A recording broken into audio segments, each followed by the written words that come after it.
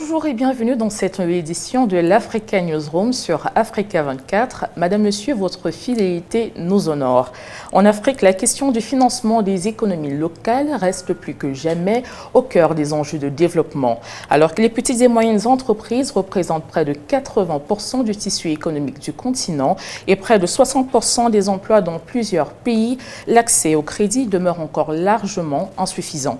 Selon la Banque africaine de développement, près de 70% des PME africaines font face à des difficultés d'accès au financement avec un déficit estimé à plus de 330 milliards de dollars. Une situation qui limite les capacités d'investissement, freine l'industrialisation et fragilise les dynamiques de croissance locale.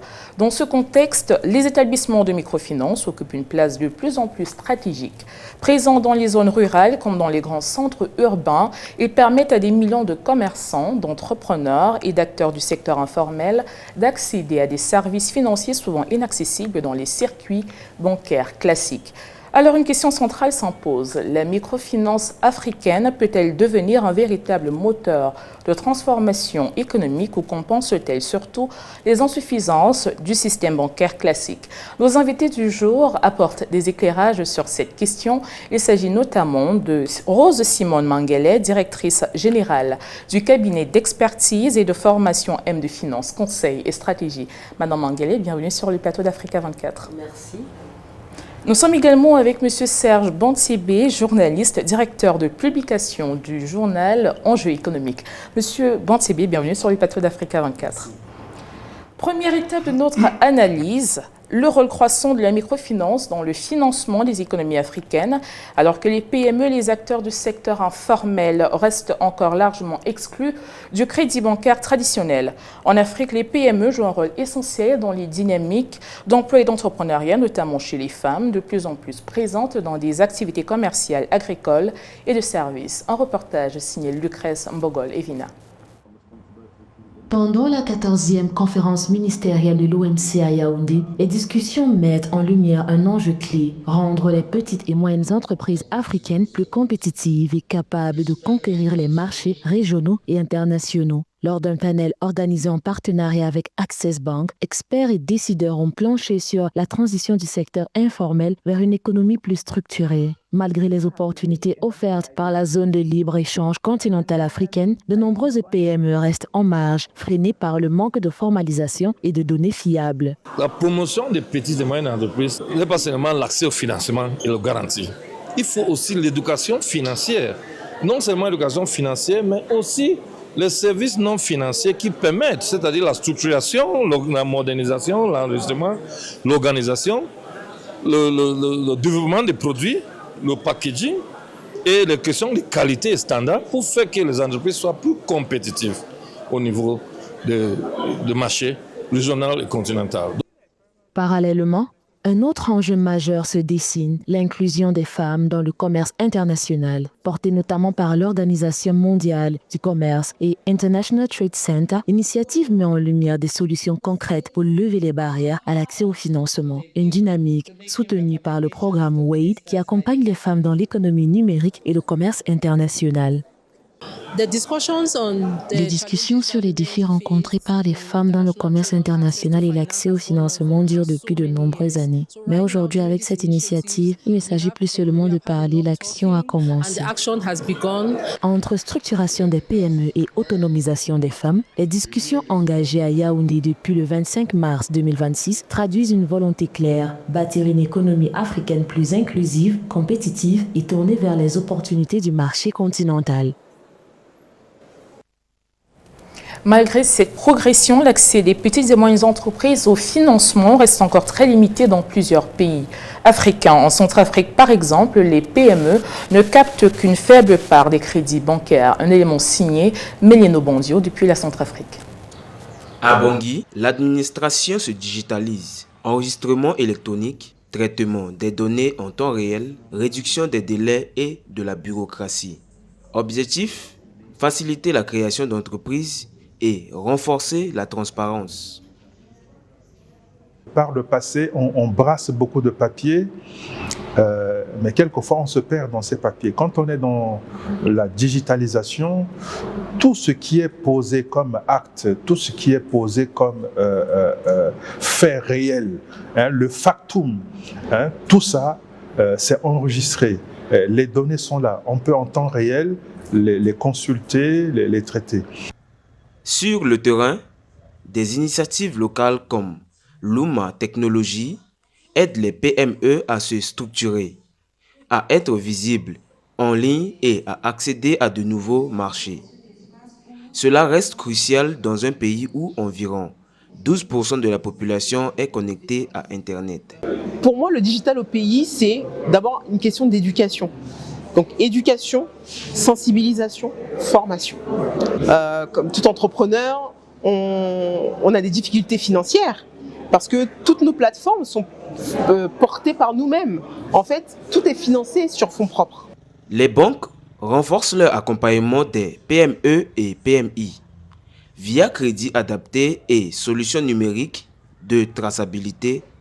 Les PME captent encore moins de 14% des crédits bancaires, soit 3,6 milliards de francs CFA. Mais la digitalisation facilite la structuration des projets, sécurise l'investissement et améliore le recouvrement. Aujourd'hui, on veut accompagner tout ce qui est PME, PMI. Comme je disais tout à l'heure, beaucoup sont ceux-là qui ont leurs projets, leurs entreprises dans les sacs. Et ce qui fait que la localisation de ces entreprises est devenue très difficile. Et aujourd'hui, si on veut accompagner, on sait que l'argent qu'on va investir ne va pas rester vain. Sûrement qu'il y aura une facilité en termes de recouvrement, etc. Digitalisation de l'État, innovation locale et engagement bancaire. 3 leviers pour faire des PME un moteur de croissance inclusive en Centrafrique. Le défi reste de rendre le financement et l'accès au numérique plus accessibles pour que ces ambitions deviennent réalité. Monsieur Bontsébé, selon la Banque africaine de développement, près de 70% des PME africaines font face à un déficit de financement, par d'estimation à plus de 330 milliards de dollars. Comment expliquer un tel écart entre les besoins des entreprises et les capacités actuelles de financement? Il y a une série de facteurs qui expliquent ce décalage. On peut les sérier, mais à mon avis, le problème commence dans la structuration des petites et moyennes entreprises. Votre collègue, votre confrère tout à l'heure l'expliquait dans son reportage. Vous avez un problème de beaucoup d'entrepreneurs qui ont leurs entreprises dans un sac. À partir de ce moment, c'est difficile de convaincre un établissement de crédit, qu'il s'agisse d'un établissement de microfinance, qu'il s'agisse a fortiori d'une banque. C'est difficile de convaincre, c'est même difficile de convaincre des partenaires et même peut-être difficile de convaincre des clients. Donc, il y a un problème de structuration et donc d'éducation. Nos pays, nos États doivent comprendre qu'il ne suffit plus de former des jeunes à un emploi, mais il faut davantage les former à l'auto-emploi, c'est-à-dire en plus donc des métiers qu'ils viennent apprendre, par exemple le journalisme.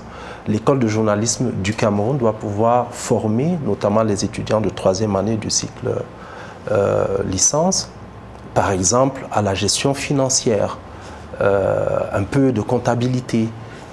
Parce que lorsque l'entrepreneur se lance, il n'a pas toujours les moyens de recruter un comptable, il n'a pas toujours les moyens de recruter un expert financier qui vont l'accompagner dans son projet, mais il a besoin de ces métiers pour structurer son entreprise, pour tenir la comptabilité de l'entreprise, pour avoir des documents à jour, pour le dossier fiscal, etc., etc., etc. Et si vous n'avez pas cette documentation, si vous n'avez pas réalisé cette compliance administrative, vous allez avoir du mal à avoir des financements. Donc souvent le marché existe, souvent le projet est même un très bon projet, l'initiative est une très bonne initiative, mais la structuration de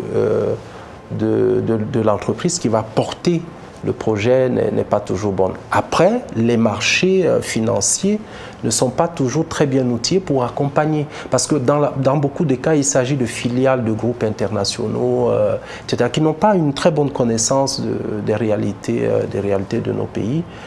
Bon, c'est vrai que la tendance est en train de changer. On a de plus en plus de nationaux qui s'investissent dans le domaine bancaire, dans le domaine de la microfinance, dans le marché financier, etc. Et donc, qui ont une bien meilleure connaissance de nos réalités. Mais il faut que les entrepreneurs, les jeunes entrepreneurs, fassent beaucoup plus d'efforts dans la structuration des entreprises, des petites et moyennes entreprises. Madame Anglais, lorsqu'on parle d'entrepreneuriat, on voit souvent beaucoup plus les hommes, alors que les femmes représentent près de 58% des travailleurs du secteur informel en Afrique subsaharienne, selon l'Organisation internationale du travail. Pourquoi les entrepreneurs africaines continuent-elles d'avoir des difficultés d'accès au crédit malgré leur poids dans l'économie réelle?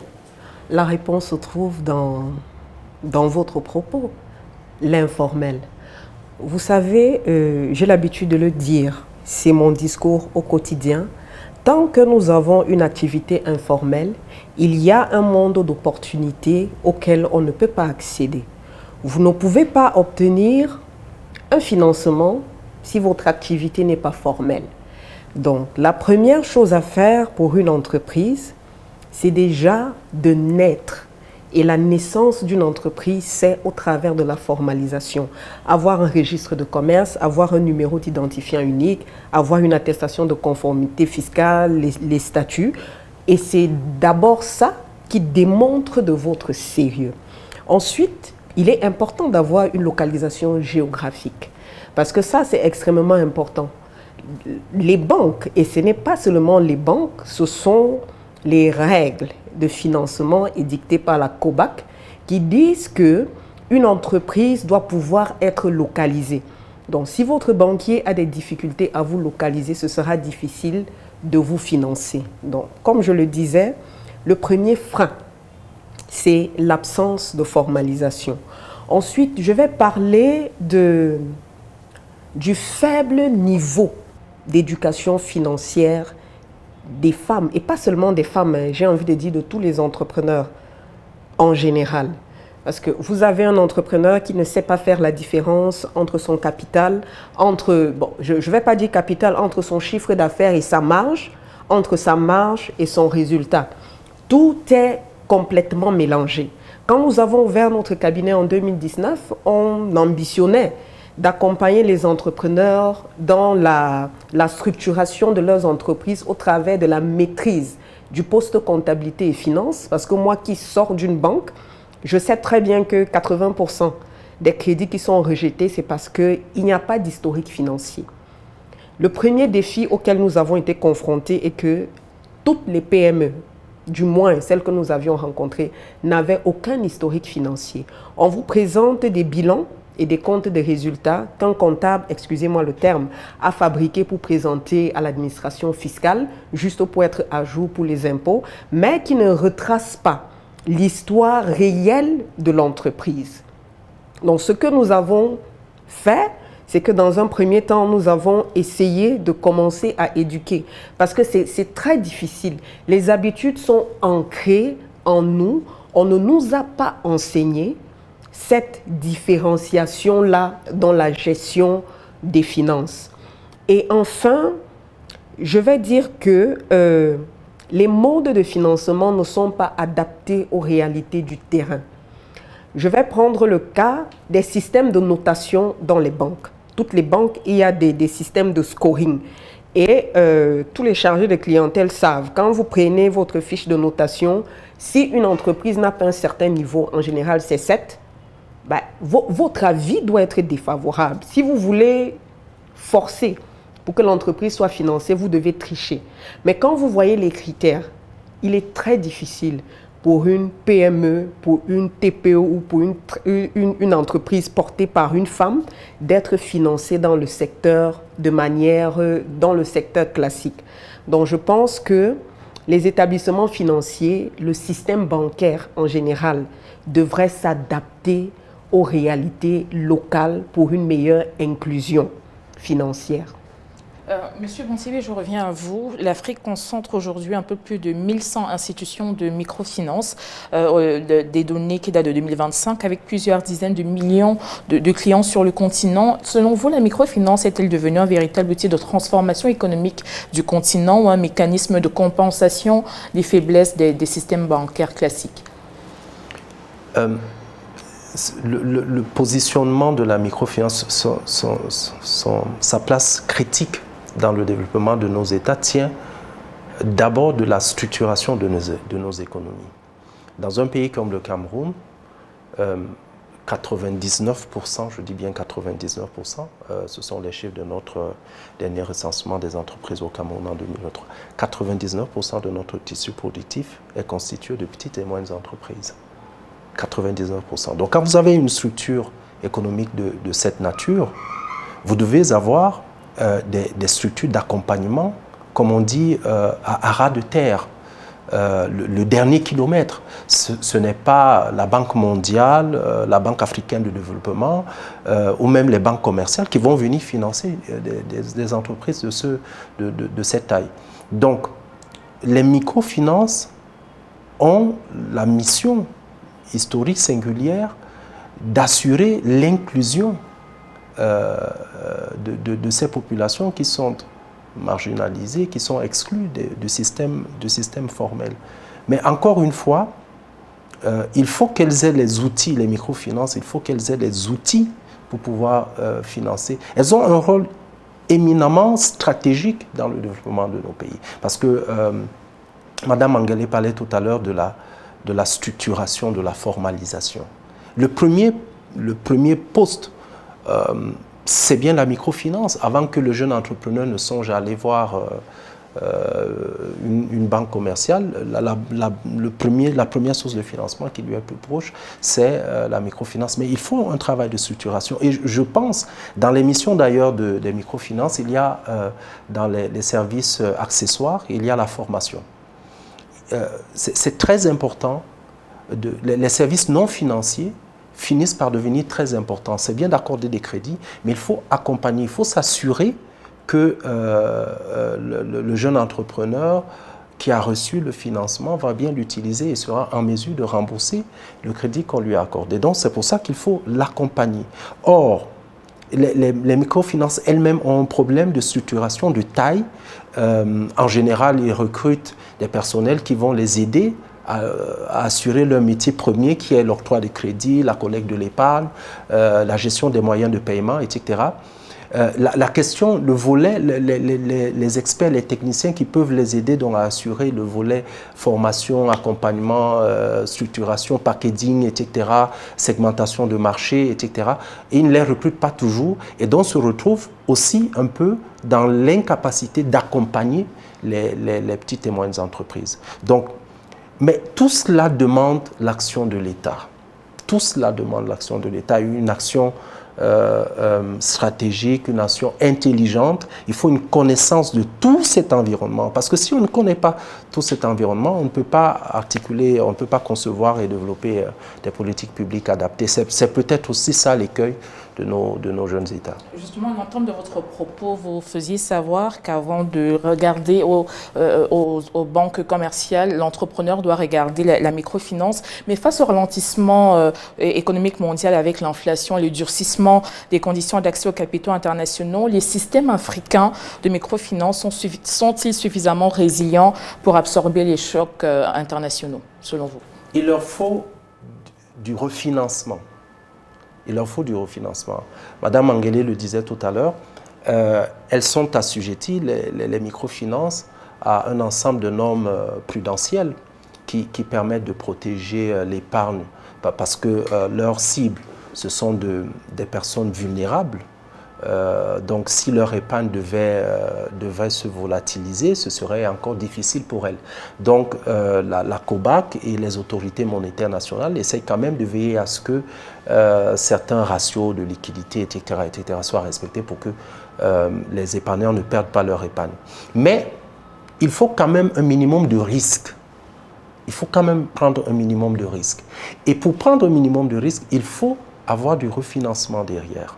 Ça peut être les banques commerciales, ça peut être les banques de développement, du financement du développement, mais il faut... Donc le segment, à mon avis, qui manque, c'est un peu la même chose avec la micro-assurance, c'est pour ça que ça ne prospère pas beaucoup.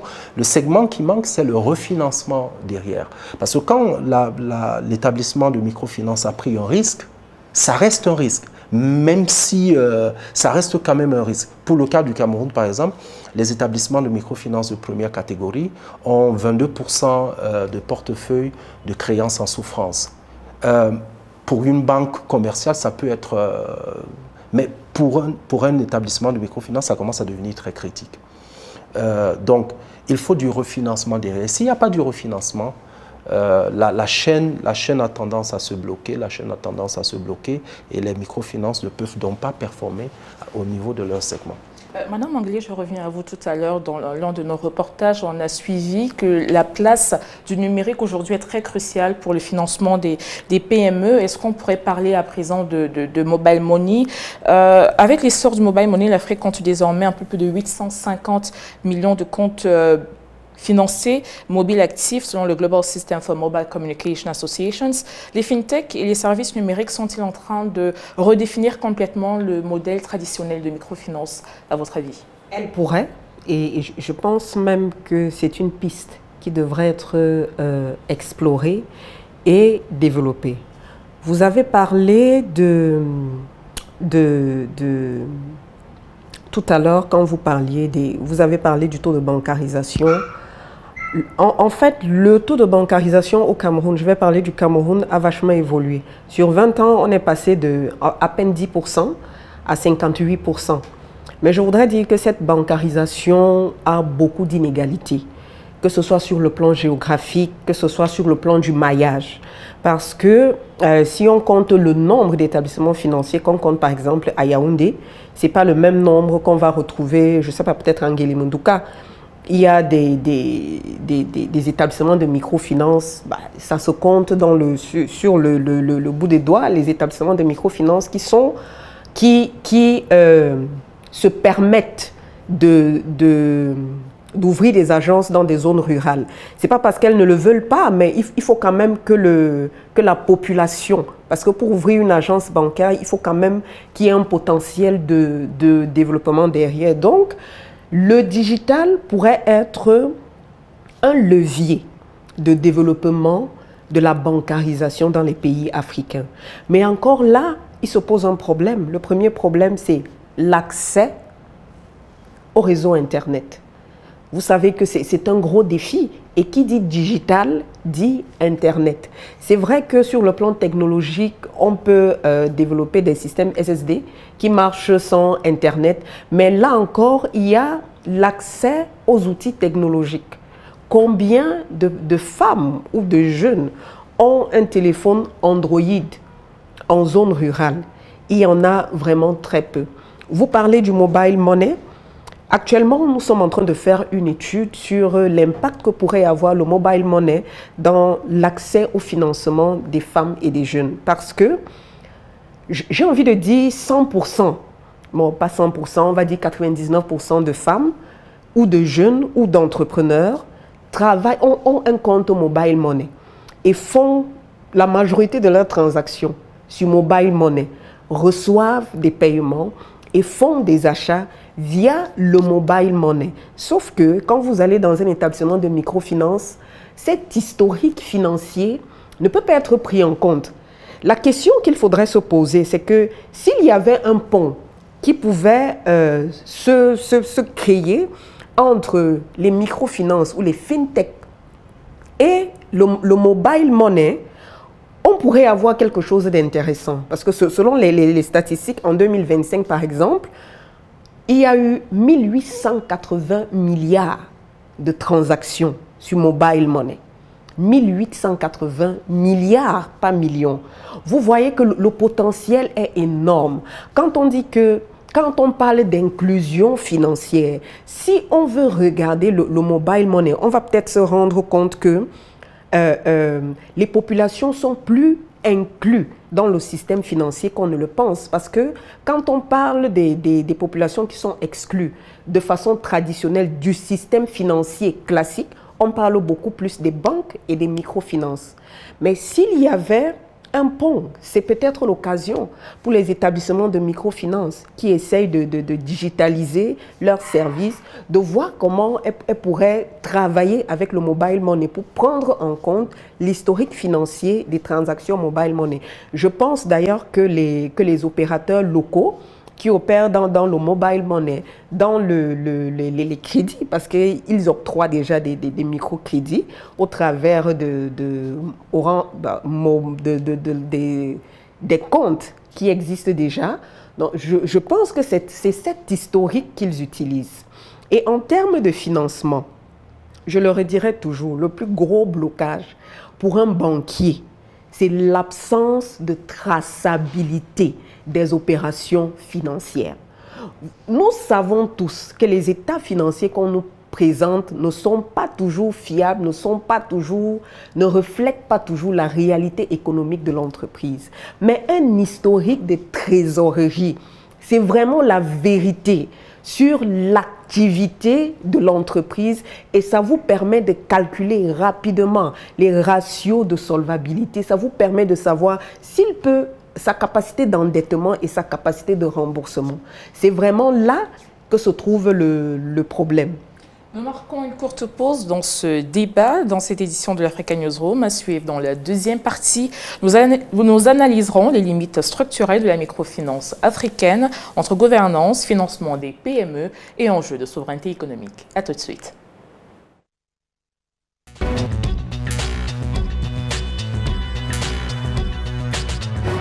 Madame, Monsieur, vous êtes sur Africa 24, la chaîne qui donne la priorité à l'Afrique pour votre programme, l'Africa Newsroom.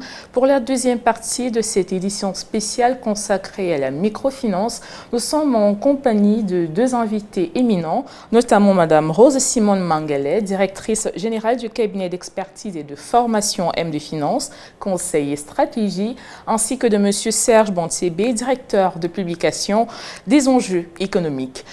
Au-delà de l'inclusion financière, les PME jouent un rôle essentiel dans les économies africaines, mais leur contribution à la création de richesses reste encore en dessous de leur potentiel. En Côte d'Ivoire, pour le cas d'espèce, elles représentent environ 20% du PIB.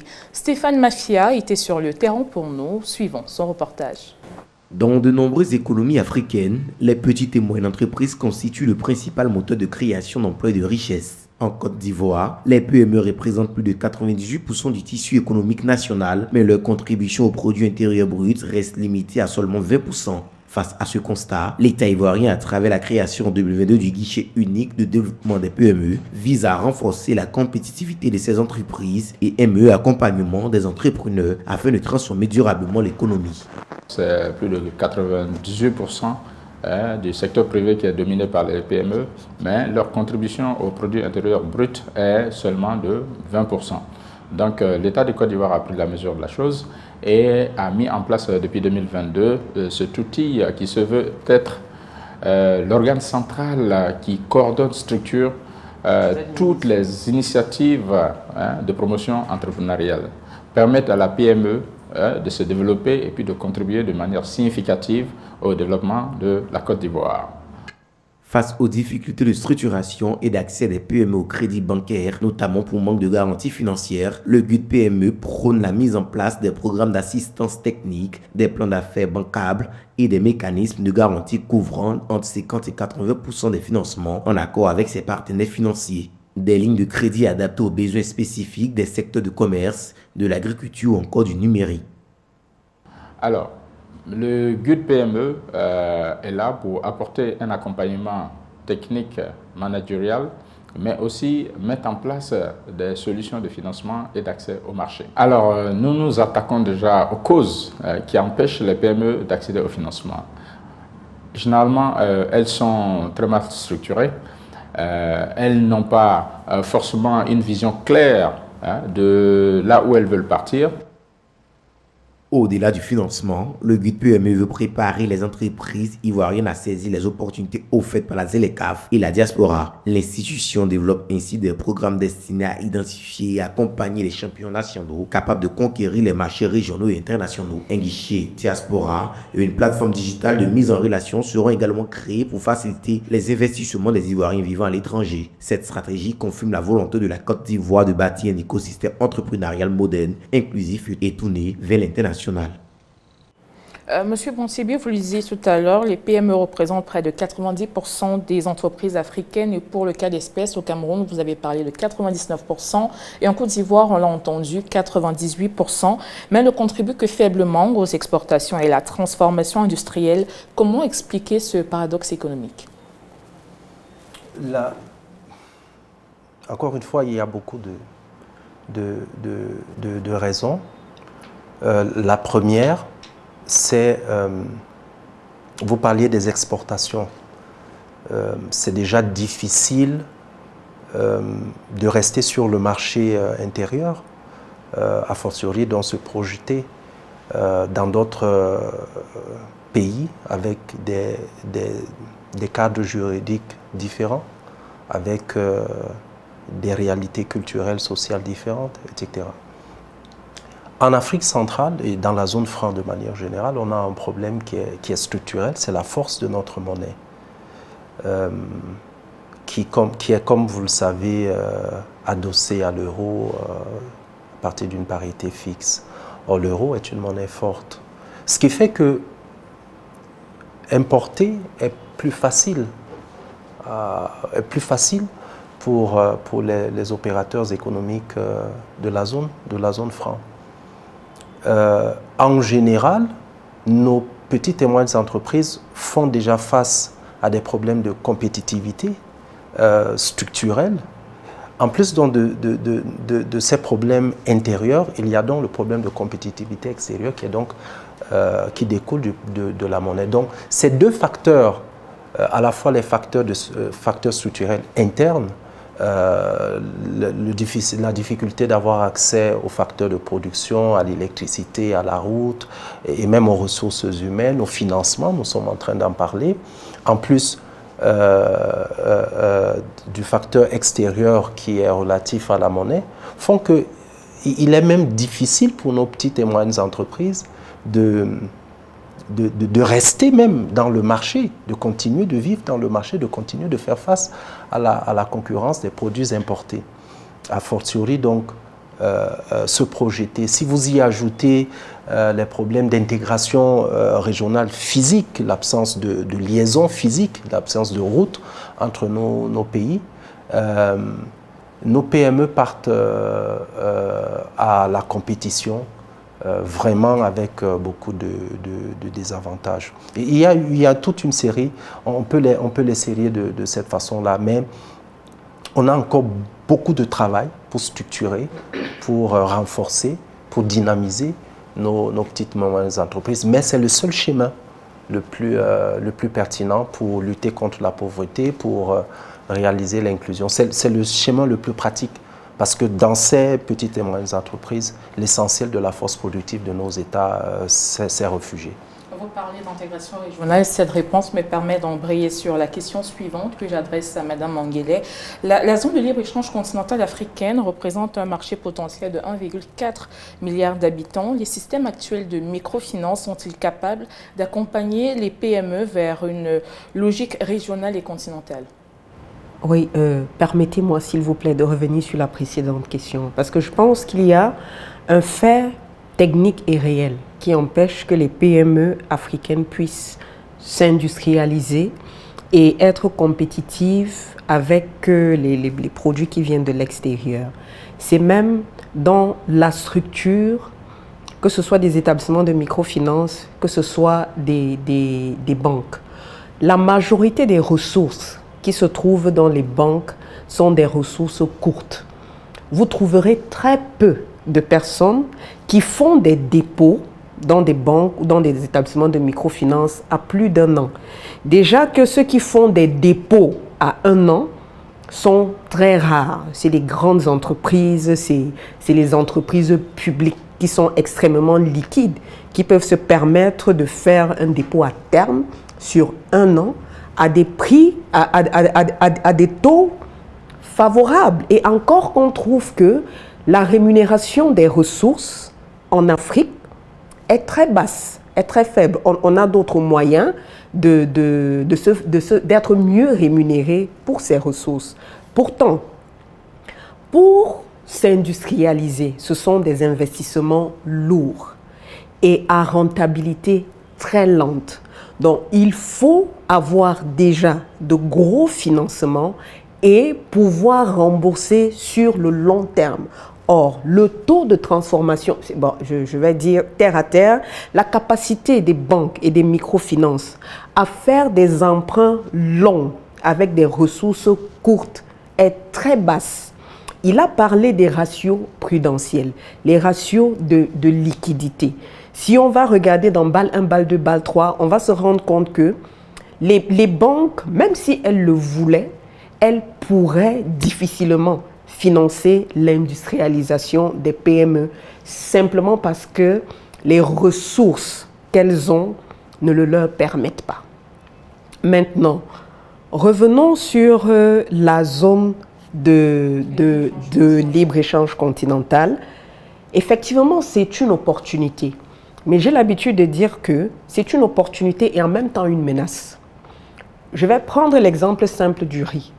Le riz qui vient de Chine, c'est-à-dire on l'a produit en Chine, on l'a mis dans un bateau, c'est arrivé à Douala, on a dédouané, c'est entré dans le marché camerounais, réussi à coûter 350 francs le kilo, pendant que le riz qui est produit localement coûte 500 francs. Vous comprenez que déjà, avec, je vais dire, l'agriculteur chinois, l'agriculteur camerounais est difficilement compétitif.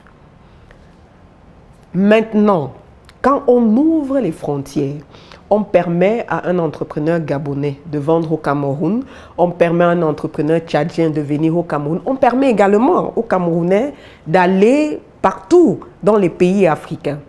Si les pays ne construisent pas des champions, parce que c'est de ça qu'il s'agit, chaque gouvernement devrait pouvoir créer des champions en entrepreneuriat. Je veux dire, on les fabrique littéralement.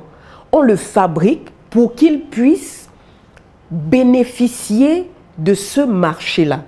On va prendre un secteur, on va se dire, je vais vraiment dire n'importe quoi, on va dire par exemple la savonnerie. On dit, bon, au Cameroun, on produit de l'huile de palme, on va accorder beaucoup de... En anglais, c'est incentive. Le terme français m'échappe. Oui, plusieurs incitations par rapport à une entreprise particulière. Dit par exemple que vous serez exonéré de telle taxe et de telle taxe pour baisser leurs charges, pour leur permettre effectivement d'avoir de pratiquer des prix compétitifs pour pouvoir aller à la conquête du marché. S'il n'y a pas ces incitations et si les gouvernements, et pas seulement le gouvernement camerounais, ne fabriquent pas ces champions, la zone de libre-échange pourrait devenir une menace pour certains entrepreneurs. Donc on parle de la ZLECAf, mais je pense que la ZLECAf met sur la table la question de la compétitivité des PME. Parce qu'avec l'ouverture de ce marché, les PME qui ne sont pas compétitives et qui ne se sauront pas réinventer, parce qu'il s'agit de ça, se réinventer, trouver les voies et moyens de pouvoir mettre sur le marché un produit compétitif. Je vais prendre notre cas. Nous sommes un cabinet M2 Finance, un cabinet d'expertise et de formation. Nous sommes agréés auprès du ministère de l'Emploi et de la Formation professionnelle et nous offrons des formations, je vais dire par exemple en analyse financière et de crédit. Mais cette formation, lorsque vous voyez les experts que vous invitez et vous voyez ce que vous donnez, en principe devrait coûter environ 900 000. Mais très peu de professionnels sont à mesure de débourser cette somme pour venir se faire former. Et qu'est-ce qu'on a fait on a créé une école digitale. On a créé une école digitale où vous pouvez soit suivre en ligne, soit suivre accompagné d'un tuteur. Et le prix est devenu extrêmement compétitif. Donc la digitalisation est un des moyens de se réinventer. Donc les PME, je m'adresse ici vraiment aux PME. C'est vrai, l'État a sa part à faire, mais chaque entrepreneur en tant que visionnaire et en tant que chef dans son bateau entreprise devrait prendre des mesures déjà à son niveau pour être compétitif, pour qu'une entreprise gabonaise, centrafricaine ou tchadienne ne vienne pas prendre ses clients au Cameroun. Vous parlez d'intégration régionale un peu comme une menace, mais en même temps comme une opportunité de sortir du carcan dans lequel on se trouve. Est-ce qu'au-delà de la formation, de la fabrication de champions, comme vous le disiez, on ne gagnerait pas également à regrouper des acteurs d'un même secteur sous une même bannière pour être davantage compétitifs? Vous avez parlé de la savonnerie tout à l'heure, mais si on regarde l'agriculture, par exemple, l'huile de palme ou la banane plantain, dans lequel on a des milliers et des milliers d'acteurs, comment est-ce que justement on pourrait les regrouper pour former un champion, mais un champion qui a plusieurs sous-champions? Oh, ça c'est la grande question. Et c'est une question à laquelle je n'ai pas de réponse parce que ça c'est par exemple la raison pour laquelle en Afrique de l'Ouest ils sont plus avancés que nous. Parce que moi j'ai visité tous ces pays. Je vais prendre l'exemple des associations féminines. Les associations féminines sont puissantes en Afrique de l'Ouest. Je suis arrivée dans une localité qu'on appelle Montezo en Côte d'Ivoire et il n'y avait qu'une seule coopérative de femmes entrepreneurs. Le chef de Montezo dit, à Montezo, il y a un seul regroupement de femmes. Vous voulez créer une association, on vous dit il en existe déjà. Et ça fait que cette coopérative est puissante. Lorsqu'il y a des financements, on n'a pas besoin de réfléchir, on va financer qui, on ne va pas financer qui. On sait qu'on va financer cette coopérative. Et c'est pareil pour les entrepreneurs. C'est très difficile de se regrouper. Moi, j'ai essayé. J'ai essayé de faire de mon cabinet un bureau d'études. Mais je vous rassure que tous les consultants qui sont venus dans un premier temps dans le cadre d'un regroupement ont préféré aller créer leur propre cabinet. Vous avez dit un super champion avec des sous-champions. Le problème sera que chaque sous-champion va se poser la question, pourquoi ce n'est pas moi qui suis le super champion? Pourquoi c'est toujours lui qu'on voit? Mais on oublie que derrière un leader, il y a toujours des personnes qui travaillent. Vous êtes assises là parce qu'il y a des personnes derrière que personne ne voit qui sont en train de faire un travail super. Mais aucune d'elles ne viendra pour dire que, mais tiens, pourquoi c'est elle qui est là? Pourquoi c'est pas moi? Peut-être que certaines le pensent, mais n'osent pas le dire. C'est la grosse faiblesse que nous avons en Afrique centrale et au Cameroun. On peine à se regrouper. On peine vraiment. Je parle du côté associatif qui est le côté le plus basique, qui est non lucratif. Mais chaque président d'association voudra être la super présidente que les autres présidentes devront entourer. Et je pense que là, c'est les entrepreneurs eux-mêmes qui doivent réfléchir. Et l'État, pourrait peut-être imposer, mais jusqu'où? Il faut un changement de mentalité. Cette question me permet également de revenir toujours sur la question de l'intégration régionale. Monsieur Bontier, est-ce que selon vous, l'Afrique doit construire des mécanismes régionaux de financement plus autonomes? Lorsqu'on entend la réponse de Mme Manguele, l'État peut avoir un rôle à jouer, mais jusqu'où? Quelle est la limite? L'Afrique a non seulement intérêt de le faire, mais il y a les moyens de le faire. Il y a beaucoup de ressources en Afrique. Certaines repartent vers d'autres continents de manière licite ou illicite, mais il y a beaucoup de ressources. Je n'ai pas les chiffres exacts en mémoire, mais la Banque africaine de développement est en train de conduire une initiative de structuration de l'ensemble des acteurs pour construire une nouvelle architecture financière. Il y a des ressources. Et comme c'est relativement très compartimenté, les ressources d'ici ne peuvent pas être utiles là-bas, alors que là-bas, il y a un besoin en ressources. Mais ça, c'est des initiatives de long terme. Il nous faudra, par exemple, commencer par réunir les places financières. Vous savez que quand vous êtes à Yaoundé ou à Douala, il vous est difficile de lever des fonds sur la place financière ouest-africaine, vice-versa. Il y a une initiative que l'Union africaine conduit depuis plusieurs années maintenant d'essayer d'unifier les places financières parce qu'il y a des places financières qui ont beaucoup de ressources. Et il y en a qui en ont besoin. Il y a un travail juridique à faire, etc., d'alignement des cadres juridiques dans les pays, etc., etc. Mais il y a les moyens de faire. Il y a beaucoup de ressources qui existent. Il y a donc un travail simplement de fond qui doit suivre. Et si vous voulez, comme elle le disait tout à l'heure, c'est notre difficulté de faire les choses ensemble qui est mise en cause. C'est notre difficulté vraiment de faire les choses ensemble.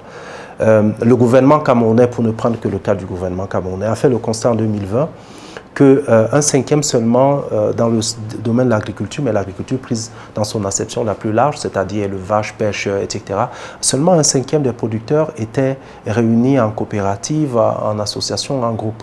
Et à partir de 2020, dans le cadre de la stratégie nationale de développement du secteur rural, le gouvernement a mis sur pied des incitations pour encourager les producteurs à se mettre ensemble. Le ministère des Petites et Moyennes Entreprises, par exemple, a des subventions qui sont destinées au groupement d'initiatives communes, les GIC, les J avec eux à la fin. Mais les producteurs peinent toujours, ne trouvent pas toujours d'intérêt, alors qu'il y a des incitations tangibles, pécuniaires même souvent. Mais les producteurs ont du mal à se mettre ensemble. Donc, c'est peut-être un problème culturel, c'est peut-être un problème anthropologique, je ne sais pas. Mais nous avons un problème à travailler ensemble, nous avons un problème à faire les choses ensemble. Nous avons, l'actualité la plus récente au Sénégal nous montre qu'effectivement, nous avons des difficultés à faire les choses ensemble sur le long terme. Bon. Je reviens quand même encore sur une autre question. Lorsqu'on parle de PME, de l'informel, on voit surtout l'agriculture. Pourquoi est-ce qu'on ne regarde pas également l'offre de services, à votre avis? Alors d'abord, c'est un biais, c'est un prisme. Dans la réalité, c'est le secteur tertiaire qui porte un peu nos économies. Pour le cas du Cameroun, par exemple, le secteur tertiaire continue de fournir 47,3% des emplois. C'est le premier, suivi du primaire et donc du secondaire enfin. Pour ce qui concerne les petites et moyennes entreprises, c'est la même chose. 86,8% des petites et moyennes entreprises travaillent dans le secteur tertiaire, c'est-à-dire le commerce et les services. Donc c'est un prisme. Mais l'agriculture a ceci de particulier qu'elle a un impact émotionnel, un impact, si vous voulez, nous sommes à peu près tous des enfants d'agriculteurs ou même des agriculteurs. Donc nous avons un lien particulier avec l'agriculture. Mais l'économie, nos économies, dans leur grande majorité, l'économie du Cameroun, c'est largement tertiarisé depuis que nous sommes sortis des années 80, et plus tard des plans d'ajustement structurel qui ont déstructuré nos industries naissantes. La main-d'œuvre a opéré un basculement donc, de l'industrie vers le secteur tertiaire. Donc nos économies sont largement tertiarisées. Mais effectivement, le secteur agricole reste un secteur à haut impact, que ce soit en matière de réduction de la pauvreté, que ce soit en matière de développement, que ce soit même en termes émotionnels. J'ai une maman qui au village m'a appelé hier pour me dire, mais je ne comprends pas pourquoi est-ce qu'on vend la cuvette de maïs au Cameroun à 4 000 francs CFA. Vous savez d'ailleurs que le gouvernement a décidé d'arrêter les importations de maïs pour essayer de relever la demande et donc les prix accordée aux producteurs. Mais cette affaire de maïs a des répercussions terribles sur des enfants qui ne vont pas pouvoir aller à l'école parce que les parents n'ont pas assez de ressources pour... L'agriculture, c'est un peu le lien à la terre est quelque chose de particulier. C'est pour ça qu'on a tendance à y porter plus d'attention. Mais dans la réalité, nos économies sont largement tertiarisées. Madame Mangli, est-ce que vous avez un autre élément de réponse complémentaire à ce que M. Bontibi vient de dire sur cette question? Je pense qu'il l'a bien résumé. Mais je vais quand même donner un avis personnel. Je pense que nos États gagneraient à développer plus ce côté. Je veux dire l'agriculture. Je pense que si l'agriculture et si le secteur agricole, je vais dire agro-pastoral, agriculture, pêche, élevage, si c'était développé, structuré, avec plus d'incitation, on observerait par exemple un exode urbain. Il y a beaucoup de jeunes à Yaoundé qui ne s'en sortent pas. Et quand vous leur dites, moi il m'est arrivé de recevoir des personnes qui viennent me demander comment est-ce qu'elles peuvent faire pour s'en sortir. Elles veulent créer une activité génératrice de revenus. Et j'ai cette expression que j'appelle le repli stratégique. Et le repli stratégique, c'est d'accepter, oui, je suis venu en ville, ça n'a pas donné, ça m'a tapé. Et maintenant, je fais un retour en arrière pour mieux sauter. Parce que dans nos villages, tout le monde a du terrain.